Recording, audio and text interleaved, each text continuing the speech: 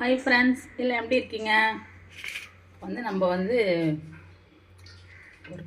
உருண்டை குழம்பு பண்ணலாம். 3 தக்காளி, 4 வெங்காயம், இஞ்சி, பூண்டு, கருவேப்பிலை எல்லாம் போட்டு வதக்கி வச்சுருக்கேன். இது தாளிக்கிறதுக்காக 2 வெங்காயம் 2 தக்காளி வச்சுக்கிறேன்.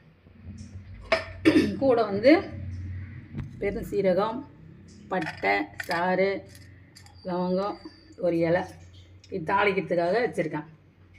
இதோட இது போட்டு தாளிக்கணும். அப்புறம் கடலைப்பருப்பு ஊற வச்சுருக்கேன். இஞ்சி, பூண்டு, 2 பச்சை மிளகாய், கருவேப்பிலை கொஞ்சம் இது ஊற வச்சு அரைச்சிக்கலாம். வாழைக்காய் வேக வச்சுருக்கேன். இப்போ என்ன பண்ணுறதுன்னு சொல்கிறேன் உங்களுக்கு. வடைக்கு மாதிரி அரைச்சிடலாம். முதல்ல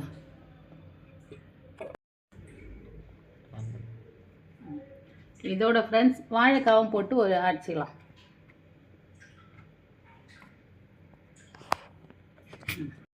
பாருங்கள், தண்ணி ஊற்றாமல் அரைச்சிக்கணும்.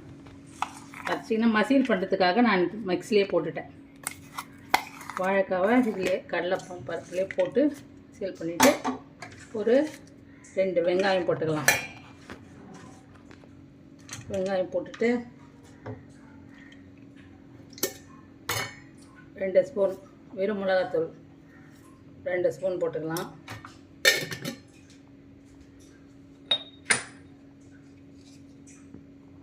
கொஞ்சம் உப்பு போட்டுக்கலாம்.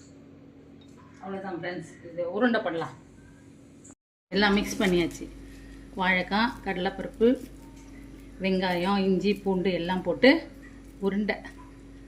பார்த்தீங்களா? இது என்ன பண்ணோம், ஒரு வானல் வச்சு எண்ணெய் காஞ்ச பிறகு அதில் விட்டுடணும். சும்மா லேசாக நம்ம வதக்கி எடுத்தோம்னா எண்ணெய் உடையாமல் இருக்கும்.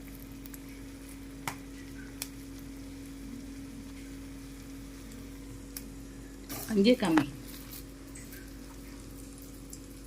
சின்ன சின்ன உருண்டைகளாக நம்ம போட்டு இதில் வாழைக்காய் மிக்ஸ் பண்ணியிருக்கேன். வாழைக்காய் உருண்டை குழம்பு ஃப்ரெண்ட்ஸ், நல்லா கறி குழம்பு மாதிரியே இருக்கும். டேஸ்ட்டாக வீட்டில் செஞ்சு பாருங்கள்.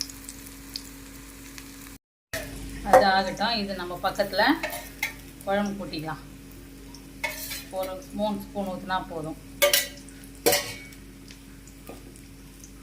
எண்ணெய் காய்ட்டும் ஃப்ரெண்ட்ஸ். எண்ணெய் காய்ஞ்ச பிறகு ஸ்டார் 1 போட்டுக்கலாம். பட்டை போட்டுக்கலாம்.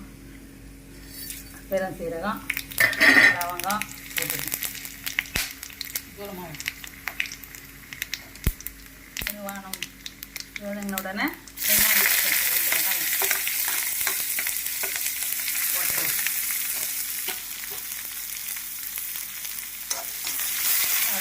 லேசாக வதங்கணும்.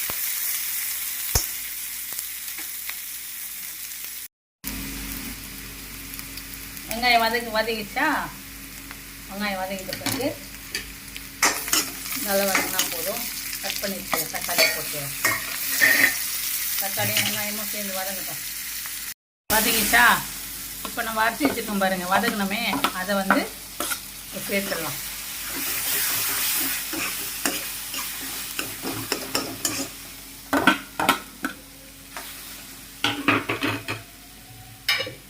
சேர்த்து நமக்கு தேவையான அளவு காரம் போட்டுக்கலாம். ஒரு 2 ஸ்பூன் போட்டால் போதும். மிளகாத்தூள், கொஞ்சோண்டு மஞ்சள் பொடி,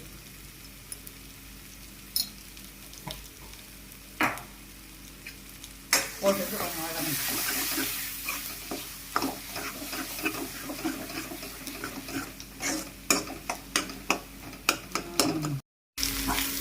பார்த்தீங்களா?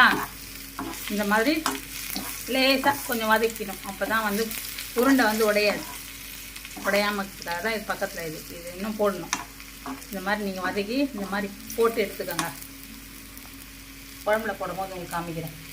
உங்களுக்கு தான் ஃப்ரெண்ட்ஸ், குழம்பு ஃபுல்லாக கூட்டியாச்சு. கொதிக்கிட்டோம். இது நல்லா கொதிக்கிட்ட பிறகு பச்சை வாசம் நல்லா போன பிறகு நம்ம உருண்டைகளை போட வேண்டியதுதான். கொதிக்கிட்டோம் பாருங்கள் ஃப்ரெண்ட்ஸ். குழம்பு ரெடி ஆகிடுச்சு. இந்த அளவு வந்தால் போதும். பச்சை வாசம்லாம் போயிட்டு திக்காயிடுச்சு குழம்பு. இப்போ நம்ம என்ன பண்ணோம், உருண்டை ரெடி ஆயிடுச்சு. உருண்டெல்லாம் போட்டுடணும். அவ்வளோதான். இந்த உருண்டை நம்ம செய்யும் போது நிறைய எண்ணெய் போடாது, சும்மா லேசாக உடையாதபடி நம்ம போட்டோன்னா அவ்வளோதான். ஒரு 5 நிமிஷம் கூட வேணாம், சும்மா கொஞ்சம் நேரம் இருக்கட்டும், குழம்பு ரெடி ஆகிடும். இது நான் இன்னும் கொஞ்சம் திக்காகும் அப்படியே பாருங்கள். சூப்பராக இருக்குது. இதில் தேங்காயெலாம் அரைச்சி ஊற்றிக்கலாம் நீங்கள். நான் தேங்காய் ஊற்றலை. கடலைப்பருப்பு வாழைக்காய் உருண்டை குழம்பு ஃப்ரெண்ட்ஸ் பாருங்கள், உடையாது. அவ்வளோதான் ஃப்ரெண்ட்ஸ், ரெடி ஆயிடுச்சு. குழம்பு ரெடி ஆயிடுச்சு ஃப்ரெண்ட்ஸ் பாருங்கள், அருமையாக இருக்கும். பசங்களுக்கு செஞ்சு கொடுங்க, சாப்பிடுங்க, சந்தோஷமாக இருங்க. லைக் பண்ணுங்கள், சப்ஸ்கிரைப் பண்ணுங்கள், பெல் பட்டன் ஆல் வச்சுக்கோங்க. Thank you friends. அடுத்த வீடியோ பார்க்கலாம்.